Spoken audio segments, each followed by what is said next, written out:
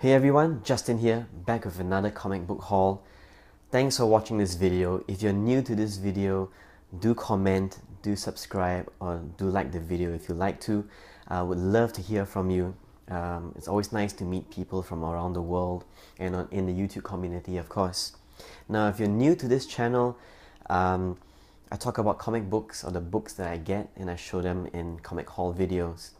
There are lots of people doing this on YouTube, so do check out the recommended videos that you see to the right of your screen.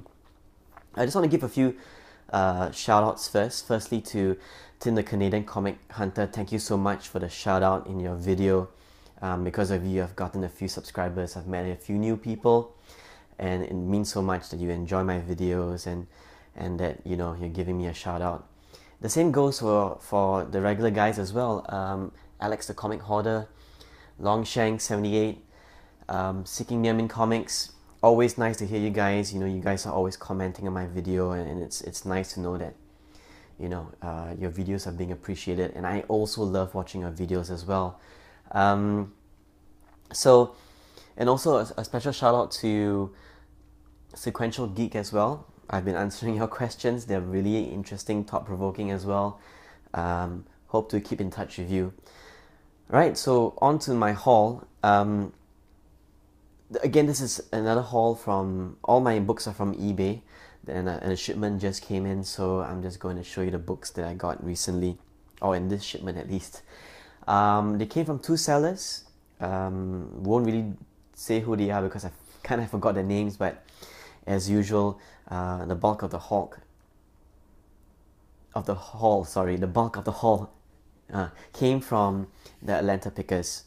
So first up, How to Talk to Girls at Parties.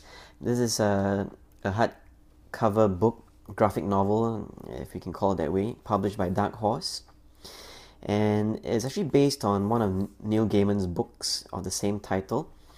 And two artists, these two guys, decided to team up with Neil Gaiman to come up with a graphic novel version of this. Artwork is amazing, and you can't go wrong with Neil Gaiman's storyline. I saw this on sale, it was half off, so I decided to get it. So I got it for a really nice price. Not going to put in any protection because it's still a book to me, so I'm just going to keep it like this. I'm just kind of happy that I got it though. I'm going to split this haul into two. One is the DC side and the Marvel side. Not in any order, it's going to be pretty random.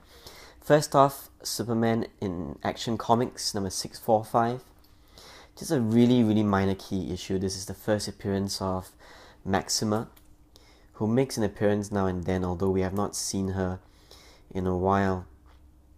I remember reading this as a kid. This is one of those books, we always talk about comic books that bring back some feelings of nostalgia, and this is just one of them. If you have never read this issue before, go check it out. It's a really interesting issue, the way they wrote it, because sure, it's a standard story. They introduce an alien called Maxima, and she wants Superman for her mate or something like that. But what's really interesting is there are a lot of plot lines that are rolling in this story as well. So you have a lot of mystery, suspense, and all that. The way they wrote comic books in the 90s was very different, or in the late 80s. Anyway, moving on.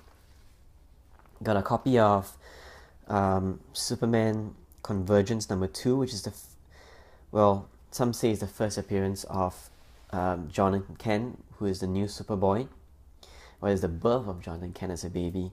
So this counts as part of the package of the first issues that you need to get for his first appearances. That I did not pay $10 for it. I got this from another seller on eBay, and was really impressed with the way he shipped his books because they were securely packed. And he made sure that almost every book came with a fresh backing board and plastic cover, so I really appreciated that. Next we have Superman Birthright number 4, and the only reason why I got this is because I really liked the cover by Laniel Yu, and here you can see Superman's hands reaching out to save Lois Lane. Just a nice cover. I heard through the grapevine or through the YouTube that there's going to be a series featuring on Krypton itself.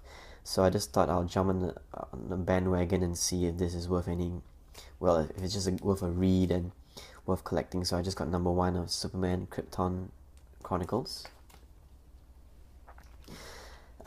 Superman number 21, I think part of the John Byrne run after Crisis on Infinite Earths. This would be the first where one of the versions of Supergirl, also known as Matrix, who later hooks up with Lex Luthor, or Lionel Luthor, who is the supposed son, who turns out to be Lex Luthor. Long story. She already made an appearance earlier on in an earlier issue of Superman or Action Comics, but this is the first time she meets Superman. So the first appearance of Matrix, but a nice cover. Here's another nice cover. Here is Superman in Action Comics number 813. Just a nice Michael Turner cover. Do not know who this person is, but I just bought it because of the cover. Just nice cover. Here's another issue worth talking about. The New Titans number 60.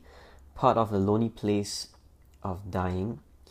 Well, basically to just summarize it, it's just about Batman being burned out and exhausted, especially after this came after death in the family, where the death of Jason Todd, and we see the introduction of Tim Drake in the Batman storyline.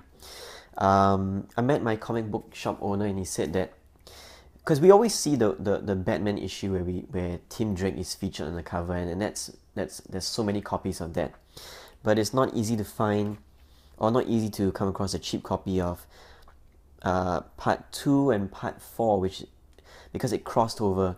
This title, Lonely Place of Dying, crossed over, and two of the New Titans title crossed over with the Batman series, and those two are the harder ones to get in terms of completing the set, because you always see the Batman ones, and the New Titans is the one that you probably want to look out for. Drawn by George Perez. Mark Wolfman wrote it, so you can't go wrong with that storyline either. Next up we have Batman issue, I think this is issue number 30, part of the, I forgot the storyline, but anyway, just a nice Joker cover that models that is referencing The Mask, that famous movie which starred Jim Carrey, which is also based on the comic books anyway. Yep, this is a really nice condition, very sharp corners and everything. I've got a few copies of this actually, and but when I saw the condition of this book, I just couldn't pass it up, so it's a great cover. We have Death in the Family, book 404. This is the more common book to find. I found this for cheap, so I just bought it, and it was half off anyway. There's a few variations. I think one comes with a blue logo, and there's actually like a newsstand copy, a barcode over there. So just showing it off. Nice Mike Mignola cover anyway. Next up we have another awesome cover, Batman and Robin. So Darwin Cook, rest in peace, he did a few covers from the New 52, and this is just one of them. The covers are really awesome. They're all sideways, and you can't go wrong with Darwin Cook's art anyway. It's just a nice cover. Found a nice copy of Detective Comics number 854. Just a really awesome cover. So I think the same artist who drew this drew a few covers of this, and this is one of the, I think, the less pricier ones, to put it in a nicer way. The other covers that he drew are a lot more expensive, but I just like this cover, that's why I bought it. And very happy to get a really nice copy of Suicide Squad number 23. Not sure if I've already shown off a copy of this in the previous video, but this is my third copy that I've gotten in the past 2 months. Yeah, like I said, I'm crazy, but I really like this copy. It's very clean, and I got it for a good price anyway. Moving on, we're going on to the Marvel part of the haul. So here we go. So that's all the books here. I really got them because the covers are very nice, and that's all. There are some keys that I managed to get, but mostly I like the covers for this. I've always seen this, and I always wanted to give it a try. This is X-Men Spotlight on the Starjammers. It came with two, number 1 and number 2, and it's a square-bound book. So I can imagine it might be difficult to get this in a very nice condition, but I was very surprised. I was really expecting this to be in a not so good condition, but it came in a very nice shape, so very happy to get these two books. I just got this book purely because of the cover. Just a nice Marvel manga-verse cover, look at that. Awesome. Next up, again, just got it purely for the cover. X-Men Adventures number 3, featuring the classic lineup, or the 90s classic lineup, based on the animated series. Yep, I'm sure we all remember the animated series very well. Next, we have X Factor Special, Prisoner of Love, which stars the Beast.